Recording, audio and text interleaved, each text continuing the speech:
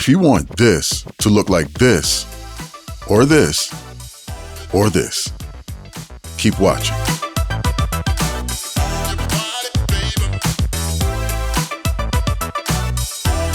To create this artifact, download your video or image. I like to go to Amazon for a lot of these images because they have a wide variety of images on the products that they have. And so if it's related to it and I can find it on Amazon, it's usually a good place to go. I'll choose 2 images for this example. This one here for our main example, and also this one here for a troubleshooting example.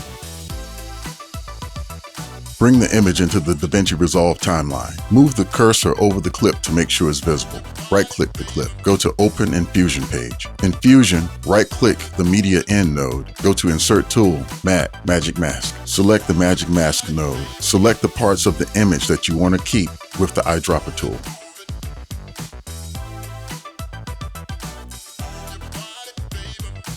You may have to select multiple parts of the image, but eventually the system will figure out what you're trying to capture. In the inspector, click the Better mode. That cleans up the image rather nicely. Go back to the Edit page to ensure it renders properly. One thing to note on the Edit page, if you scroll through the timeline, you'll see that the changes that you made, they don't persist for the entire length of the clip. That's because those changes are only applied to the frame that was selected while we were in Fusion. In this case, we chose the very first frame. This makes it easy for us to find out where our edits are. To make this change persist, we need to go back into Fusion, right-click, Open in Fusion page, and we have a choice of either tracking this clip from the original frame or going backwards and forward by clicking the middle button.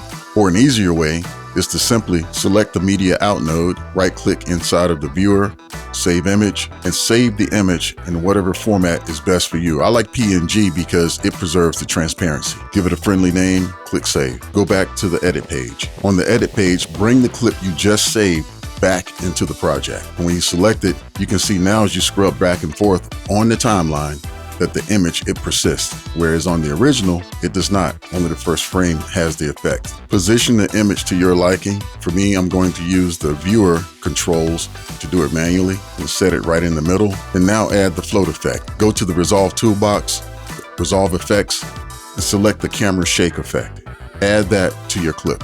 By default, this effect runs too fast for my taste. I like to slow it down. Go to Speed Scale. Choose a value between 0.1 and 0.2. Here, I'll choose 155. Now, the effect, that's more like it. Also, to add a little bit of variance to the effect, go to Rotation Amplitude, set it to 1. Now the effect is running like I want it.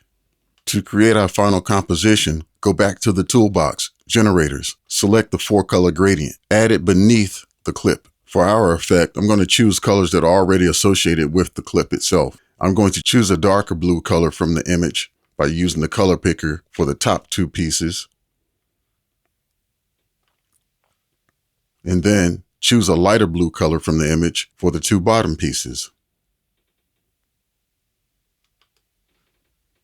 Verify your composition by playing it. Select your clips, move them up 1 level, duplicate your 4-color gradient by selecting it, pressing your Option key, and dragging it down 1 level. For this gradient, we're going to choose the orange color. We're going to start by making the bottom section darker than the top section. With the color picker, choose the darker sections for the lower pieces.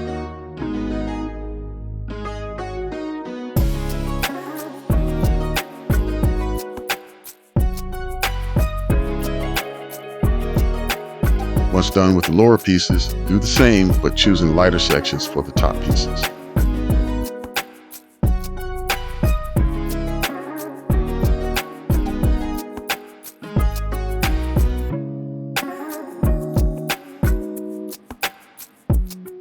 Now, to expose the bottom gradient, select the top gradient, go to Settings, Crop Bottom, and set a bottom range that looks good to you. Here I'm choosing 245. To add variety to the bottom gradient, select it, go to Generator, select Center Y, and on the Y-axis, move it until you find a setting that looks agreeable to you. Here, I'm choosing 0.771. Finally, prepare for and add text. Select the clip, select the Transform tool for the viewer. Arrange the clip into an agreeable setting for you. Deselect the Transform tool. Go to Toolbox, Titles, Text. Select text and add text above the existing clips. For this one, I'm going to give it a friendly title. This phrase mirrors what I saw in the advertisement for it, where it talked about boosted clean. So that's what I'm using. Arrange your text to your liking and choose fonts that agree with your composition. For this composition, I'm choosing Blue for the top section of text, and I'm choosing Cherry Bomb 1 for the bottom section of text. The Cherry Bomb 1 is kind of round like bubbles, so it fits what the words are saying, and Blue is a solid, rounded text as well, but more refined. I'm able to have two different kinds of text in the text box because I chose a regular text title. If I had chosen Text Plus, I wouldn't have been able to do that. Deselect all text in the text box and adjust the line spacing. Test out your final project.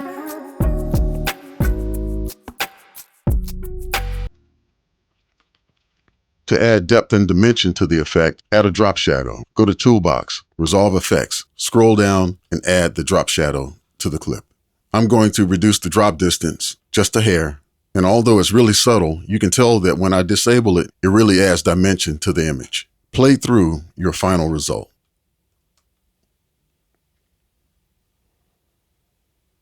I didn't forget our troubleshooting example. Select the current composition, duplicate it by selecting it, pressing the Option key, and dragging it to the right. Select the image within the second one and delete it. Bring in the troubleshooting image and add it to the composition where the original image was. Arrange it within the composition to your liking. This is the troubleshooting image because the image itself is very close to the edge of the canvas, and that causes problems with the magic mask. Let's see this in Fusion. Select the image, right-click, open in Fusion page. Select Media In, right-click, go to Insert Tool, Matte, Magic Mask. Just as before, select the parts of the image that you want to keep.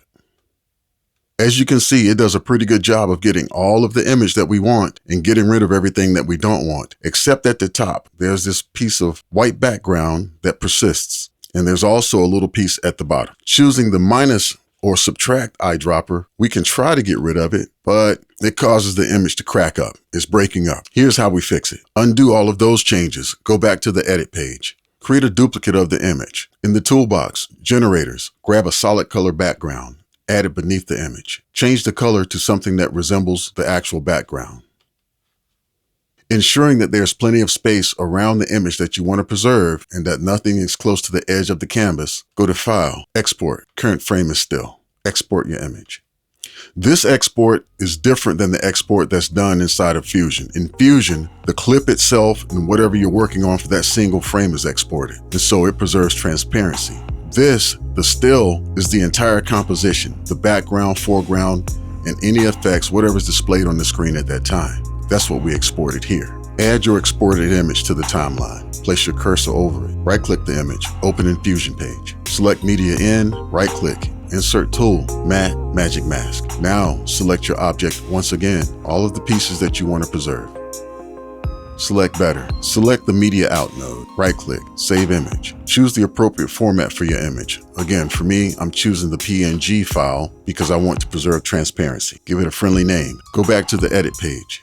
And finally, bring the edited image into the composition, replacing the original. So there you have it, removing a background from an image or extracting an object from an image and making it float. Good luck on your video editing journey, and thanks for watching.